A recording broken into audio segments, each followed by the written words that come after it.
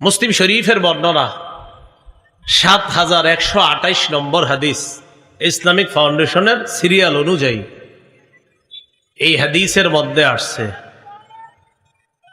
ক্বালা রাসূলুল্লাহ সাল্লাল্লাহু আলাইহি ওয়াসাল্লাম, নবীজির সাহাবী ইমরান ইবনে হুসাইন থেকে বর্ণনা, তিনি বলেন রাসূলুল্লাহ সাল্লাল্লাহু আলাইহি সাল্লাম ইরশাদ করেছেন, মা বাইনা খালকি আদামা ইলা কিয়ামিস সাআ খালকুন আকবারু মিনাদ দাজ্জাল। আল্লাহ নবী বলেন, আদম নবীর সৃষ্টি করার পর থেকে কিয়ামত পর্যন্ত দাজ্জালের চাইতে ভয়ঙ্কর এমন সৃষ্টি আর দুনিয়ার মধ্যে হবে না। আদম নবী থেকে কিয়ামত পর্যন্ত যত সৃষ্টি আল্লাহ বানাইছে, এ দাজ্জালের চেয়ে ভয়ঙ্কর সৃষ্টি আর দুনিয়াতে হবে না।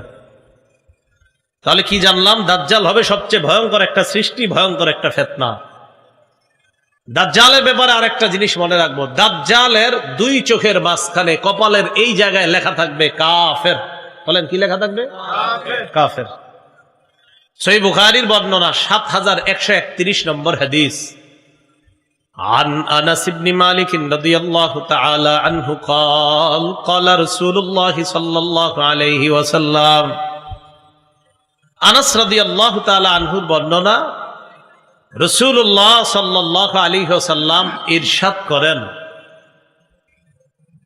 নবীজি সাল্লাল্লাহু আলাইহি ওয়াসাল্লাম বলেন, দাজ্জাল সে যে দুনিয়ার মধ্যে আসবে, এই দাজ্জালের ব্যাপারে নবীজি বলেন, মা বুইসা নাবিয়্যুন ইল্লা আনজারা উম্মাতাহুল আ'ওয়ারাল কাযযাব।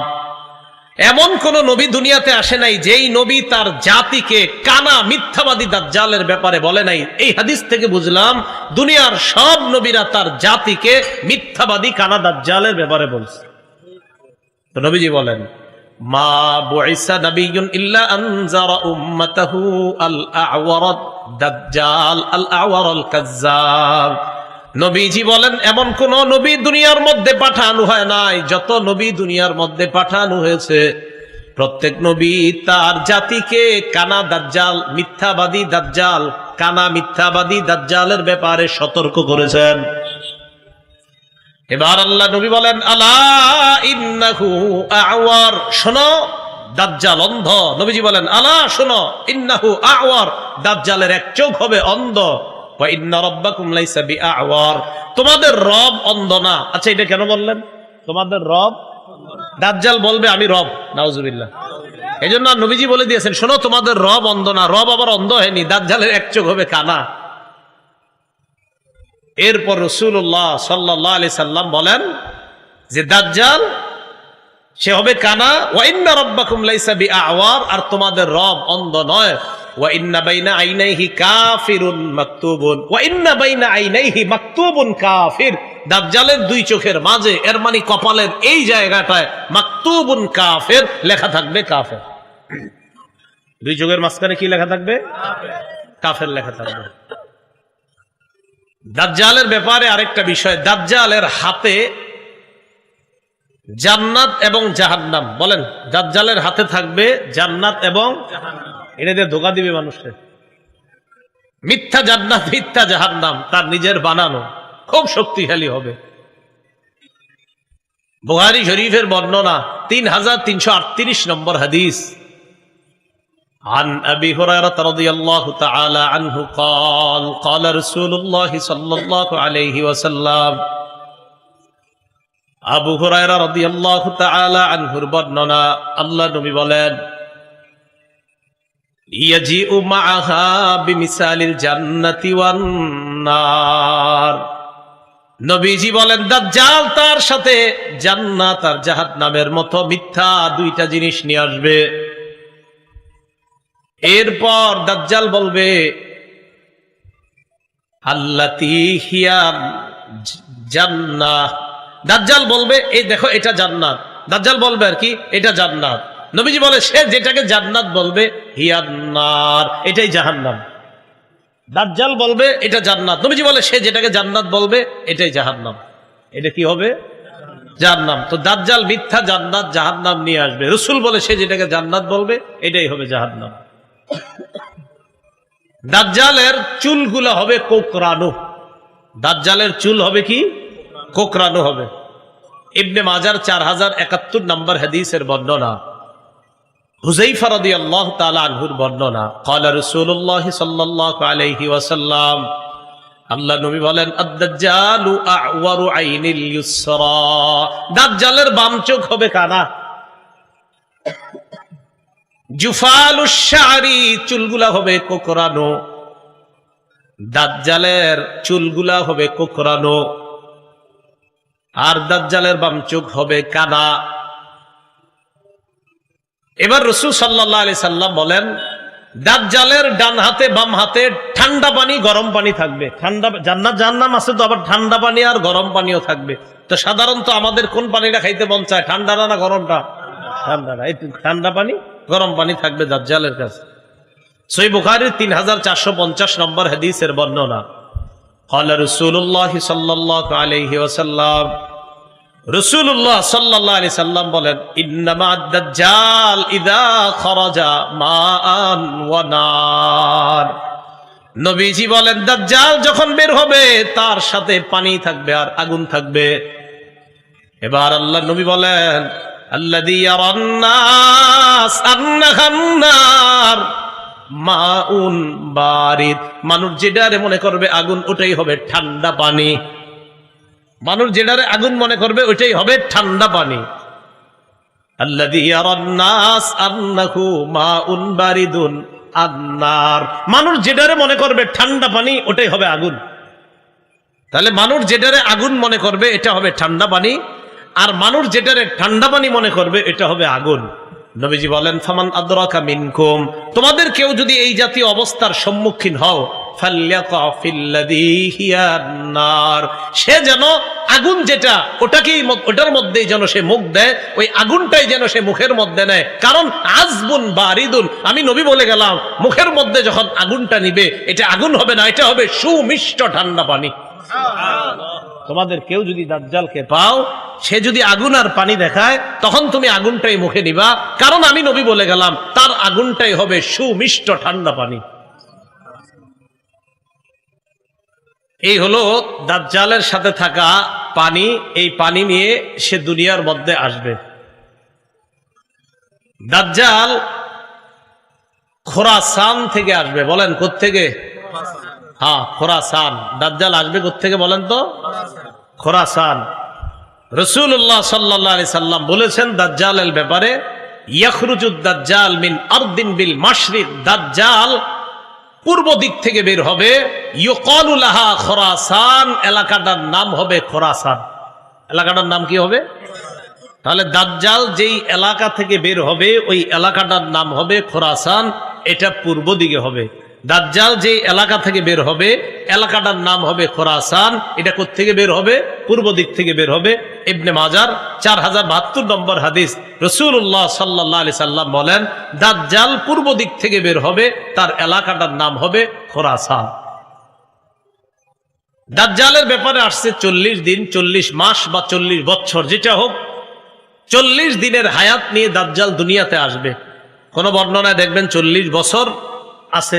ইবনে মাজার এক বর্ণনায় 40 বছরের কথা আছে, বাকি কিছু বর্ণনায় 40 দিনের কথা আছে। 40 দিন হইলেও কিন্তু অবস্থা খারাপ। প্রথম দিনটা হবে 1 বছরের সমান, দ্বিতীয় দিনটা হবে 1 মাসের সমান, তৃতীয় দিনটা হবে 1 সপ্তাহের সমান, বাকি দিনগুলো হবে আমাদের দিনের মতোই। তো দাজ্জাল এইভাবে আপনার পৃথিবীর মধ্যে আত্মপ্রকাশ করবে। আর দাজ্জাল হবে আদম নবী থেকে যত সৃষ্টি আল্লাহ বানাইছে সবচেয়ে ভয়ঙ্কর সৃষ্টি। এগুলা হলো কিয়ামতের আলামত। দাজ্জাল যখন পৃথিবীর মধ্যে আসবে ওই সময় পৃথিবীতে আরেকজন কিয়ামতের আলামত হিসাবে যিনি থাকবেন, এটা ভালো, ইমাম মাহদি। বলেন কি নাম? ইমাম মাহদি। ইমাম মাহদি আগে থেকেই থাকবেন। ইমাম মাহদির ব্যাপারে আমাদের আকীদাটা ভালো করে মনে রাখবেন। আপনাদের এলাকার একজন হঠাৎ বলে ফেললো আমি ইমাম মাহদি, কথার কথা বলে, এরকম বলতেছে অনেকে। দেখবেন হঠাৎ হোমনা থেকে যদি একজন বলে ফেলে আমি ইমাম মাহদি, আপনাদের অনেকে বলবে হইতেও পারে না, কথার কথা। ইমাম মাহদি তিনি হবেন যার সাথে নবীর বক্তব্য মিলে যাবে। বলেন ইমাম মাহদি তিনি হবেন যার সাথে নবীজির বক্তব্য মিলে যাবে। তো নবীজির বক্তব্য আমরা মিলাই। ইবনে মাজার 4083 নম্বর হাদিসের বর্ণনা। عن أبي سعيد الخدري رضي الله تعالى عنه أن رسول الله صلى الله عليه وسلم قال يكون في أمتي المهدي إن قصر فسبع وإلا فتسع। আল্লাহ নবী বলেন, মাহদি আমার উম্মতের মধ্য থেকেই হবে। মাহদি দুনিয়ার মধ্যে 7 বছর অথবা 9 বছর রাজত্ব করবে। কয় বছর বলেন তো? মাহদি এই উম্মতের মধ্য থেকেই হবে, রাজত্ব করবে কয় বছর? 7 বছর অথবা 9 বছর। বাস একটা ধারণা পাইলাম আমরা। এবার আরেকটা ধারণা, মাহদি পুরা পৃথিবীতে ইনসাফ এবং ন্যায় বিচার প্রতিষ্ঠিত করবেন। পুরা পৃথিবীতে ইনসাফ ন্যায় বিচার প্রতিষ্ঠিত করবেন।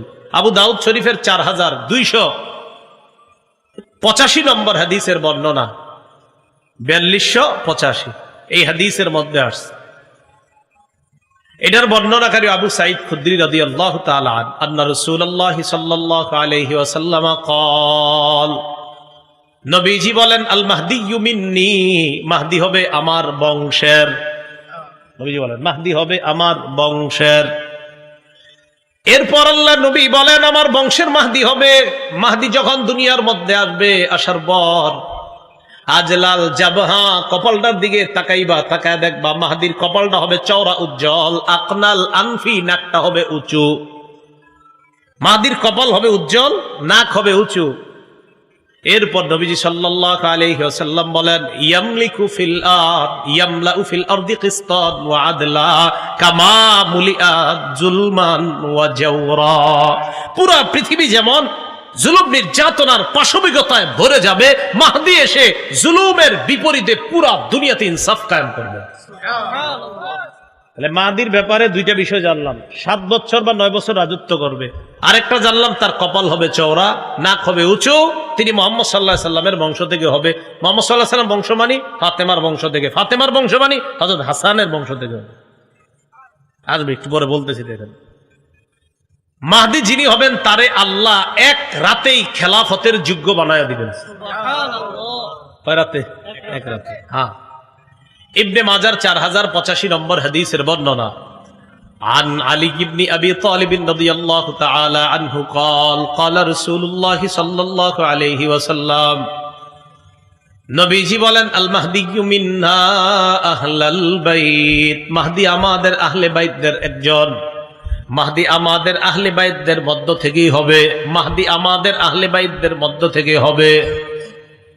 ইউসলিহুল্লাহু ফি লাইলা, আল্লাহ নবী বলেন মাহদি যিনি হবে তাকে আল্লাহ পাক রব্বুল আলামিন এক রাতের মধ্যে খেলাফতের যোগ্য বানিয়ে দিবেন। তাহলে একজন ব্যক্তির মাঝে সবগুলা পাওয়া যাইতে হবে, আলামত পাওয়া গেলে তিনি হবে মাহদি। এরপরে আসেন, মাহদি যিনি হবেন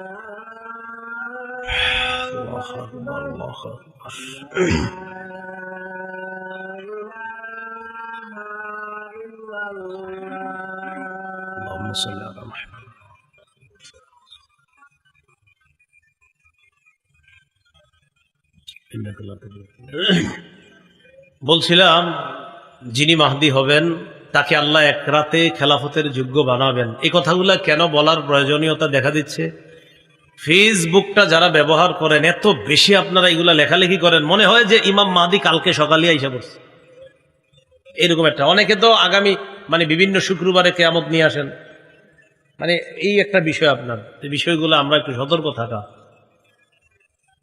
ইবনে মাজার 4086 নম্বর হাদিসের বর্ণনা, সাঈদ ইবনুল মুসাইয়াব বলেন, আমরা আম্মাজান উম্মে সালামা রাদিয়াল্লাহু তাআলা আনহার সামনে মাহদির আলোচনা করলাম। আম্মাজান উম্মে সালামা বললেন, সামিআতু রাসূলুল্লাহি সাল্লাল্লাহু আলাইহি ওয়াসাল্লাম ইয়াকুল আল মাহদিয়্যু মিন ওয়ালাদি ফাতিমা, মাহদি ফাতেমার বংশের হবে। সুবহানাল্লাহ, আমার বংশের ফাতেমা, ফাতেমার বংশে মাহদি। আবু দাউদ শরীফের 4292 নম্বর হাদিসের বর্ণনা, হযরত আলী একদিন হাসানের দিকে তাকাইছে, আলী হাসানের দিকে তাকাইছে, তাকানোর পর বললেন নিজের সন্তানের ব্যাপারে, ইন্না ইবনি হাদা সাইয়্যিদুন কামা সাম্মাহুন নবী সাল্লাল্লাহু আলাইহি সাল্লাম, আমার এই সন্তান হাসান জান্নাতের যুবকদের সর্দার, যেমন নবীজি সাল্লাল্লাহু আলাইহি সাল্লাম বলেছেন। এরপরে বললেন, ওয়াসায়াখরুজু রাজুলুম মিন সুলবিহি ইউসাম্মা বিসমি নবিয়িকুম মুহাম্মদ সাল্লাল্লাহু আলাইহি ওয়াসাল্লাম, আমার এই সন্তান হাসানের বংশ থেকে এমন একজন ব্যক্তির আবির্ভাব ঘটবে, এমন এক ব্যক্তি বের হবে যে ব্যক্তির নাম তোমাদের নবীর নামে রাখা হবে, যার নামটা তোমাদের নবীর নামে রাখা হবে। ইউশবিহুহু ফি খুলকিহি, তার চরিত্রটা নবীর চরিত্রের মতো হবে, তার চরিত্রটা নবীর চরিত্রের মতো হবে, এমন এক ব্যক্তির আবির্ভাব ঘটবে। আবু দাউদ শরীফের 4282 নম্বর হাদিসের মধ্যে আছে, ক্বালা রাসূলুল্লাহ সাল্লাল্লাহু আলাইহি ওয়াসাল্লাম ইউআতিউ ইসমুহু ইসমি ওয়া ইসমু আবিহি ইসমু আবি, মাহদির নাম হবে আমার নামে, মাহদির আব্বার নাম হবে আমার আব্বার নামে। তো যিনি মাহদি হবেন তার নাম নবীর নামে হবে, যিনি মাহদি হবেন তার আব্বার নাম নবীর আব্বার নাম আব্দুল্লাহর নামে হবে। তাহলে আবার প্রথম থেকে আসেন তো, মাহদি এই উম্মতের থেকেই হবে। মাহদি 7 বছর বা 9 বছর রাজত্ব করবে, মাহদির কপাল হবে চওড়া, মাহদির নাক হবে উঁচু, মাহদিকে এক রাতে আল্লাহ খেলাফতের যোগ্য বানাবেন, মাহদি পুরা পৃথিবীতে ইনসাফ প্রতিষ্ঠিত করবেন। মাহদি হযরত ফাতেমা তথা হযরত হাসান রাদিয়াল্লাহু তাআলা আনহুর বংশ থেকে হবেন। মাহদির নাম হবে আমাদের নবীর নামে, আর মাহদি যিনি হবেন তার আব্বার নাম হবে আমাদের নবীর আব্বার নামে। মাহদির রাজত্বকালে কি পরিমাণ সম্পদ হবে? ইবনে মাজার 4083 নম্বর হাদিসের বর্ণনার মধ্যে রাসূলুল্লাহ সাল্লাল্লাহু আলাইহি সাল্লাম বলেন, ফাতানআমু ফীহি উম্মতি নি'মাতান লাম ইয়ানআমু মিসলাহা কত্তু, মাহদির সময় আমার উম্মত এত পরিমাণ সম্পদের মালিক হবে, প্রাচুর্যের মালিক হবে, এই পরিমাণ প্রাচুর্যের মালিক তারা আগে কখনো হয় নাই। মাহদির সময় এত পরিমাণ সম্পদের মালিক হবে। জমিন তার ভূগর্ভে, জমিনের পেটে যত দামি সম্পদ সব বের করে দিয়ে দিবে, নাও নাও মানুষ নাও। ওয়ালা তাদাখিরু মিনহা শাইআ, জমিন কিছু জমা করে রাখবে না। নবীজি বলেন, ওয়াল মালু ইয়াউমা ইদিন কুদুস, ওই জামানায় সম্পদ স্তূপ স্তূপ করে পড়া থাকবে। ফায়াকুমুর রাজুলু, সম্পদের সামনে এক ব্যক্তি দাঁড়ায়া বলবে, ইয়া মাহদি আতিনি, ও মাহদি আমারে কিছু সম্পদ দাও। মাহদি বলবে, খুঁজ, আপনার যা মন চায়, যত পরিমাণ মন চায় সম্পদ নিয়ে যান। ওই জামানায় পুরা পৃথিবীতে এত পরিমাণ সম্পদ হবে, সম্পদের স্তূপ হবে। মাহদি সম্পদের স্তূপের সামনে কোনো ব্যক্তি দাঁড়ায় বলবে, আমারে সম্পদ দাও। মাহদি বলবে, যা মন চায়, যত পরিমাণ মন চায় সম্পদ নিয়ে যান। এই অবস্থা হবে তখন। ওই সময় যখন দাজ্জাল আসবে, আসার পর দাজ্জাল আর মাহদির এই যুগ চলতেছে। একদিন হঠাৎ ফজরের নামাজের সময় ঈসা আলাইহিস সালাতু ওয়াস সালাম দুনিয়াতে আসবে। আসার পর ঈসা আলাইহিস সালাম, মাহদি তারা একসাথে হয়ে দাজ্জালের বিরুদ্ধে যখন লড়াই করবে, দাজ্জাল ঈসা নবীরে দেইখা মোমের মতো গলে যাবে। দাজ্জাল মোমের মতো গলে যাবে। দাজ্জাল দুনিয়া থেকে ধ্বংস হয়ে যাবে, বিদায় হয়ে যাবে। এই দাজ্জালের ফিতনা যাবে, ইয়াজুজ মাজুজের ফিতনা, এরা বের হবে। এত ভয়ঙ্কর অবস্থা হবে দুনিয়ার। ঈসা আলাইহিস সালাম আল্লাহর কাছে দোয়া করবে, দোয়া করার পর তাদের মৃত্যু হবে, তাদের ধ্বংস হবে। এক জাতীয় পোকা তাদের এখানে আক্রমণ করবে, এই পোকা আক্রমণ করার পর সব মারা যাবে। এরা মারা যাওয়ার পর ঈসা নবীর দোয়ায় বৃষ্টি হবে, বৃষ্টি হওয়ার পর পুরা পৃথিবীটাকে আল্লাহ আবার নতুন করে সজীব করবেন, পুরা পৃথিবীটা আল্লাহ আবার সৌন্দর্যতায় পরিপূর্ণ করে দিবেন। এইভাবে চলতে থাকবে। চলতে চলতে আবার মানুষের মাঝে আপনার জুলুম নির্যাতন শুরু হবে, আবার শুরু হবে। জুলুম নির্যাতন হইতে হইতে এক পর্যায়ে পৃথিবীর মানুষগুলা সবচেয়ে নিকৃষ্ট মানুষে পরিণত হবে। বুঝেন, ঈসা নবীর সময় সবচেয়ে ভালো হয়ে গেল, হওয়ার পর আস্তে আস্তে আস্তে আস্তে আস্তে আবার খারাপ হয়ে যাবে। আবার যখন মানুষগুলা খারাপ হয়ে যাবে, খারাপ হয়ে যাওয়ার পর মানুষগুলা যখন সবচেয়ে নিকৃষ্ট মানুষে পরিণত হবে, তখন কি ঘটবে? রাসূলুল্লাহ সাল্লাল্লাহু আলাইহি সাল্লাম বলেন, লা ইয়াজদাদুল আমরু ইল্লা শিদ্দাতান ওয়ালাদ দুনিয়া ইল্লা ইদবারা ওয়ালাদ নাসু ইল্লা শুহা। নবীজি বলেন, দিনের পর দিন প্রতিটা বিষয় কঠিন হয়ে যাবে, দুনিয়ার মধ্যে অভাব অনটন দেখা দিবে, মানুষগুলা বড় কৃপণ হবে। ওয়ালা তাকুমুস সাআ ইল্লা আলা শিরারিন নাস, সবচেয়ে যে নিকৃষ্ট মানুষগুলা থাকবে তাদের উপর কিয়ামত সংঘটিত হবে। সবচেয়ে নিকৃষ্ট মানুষগুলোর উপর কি হবে? কিয়ামত সংঘটিত হবে। কিয়ামতটা হবে শুক্রবারে। বলেন কি বারে?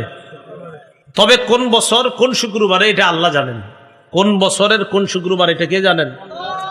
এটা আল্লাহ জানেন। বাকি শুক্রবারে হবে।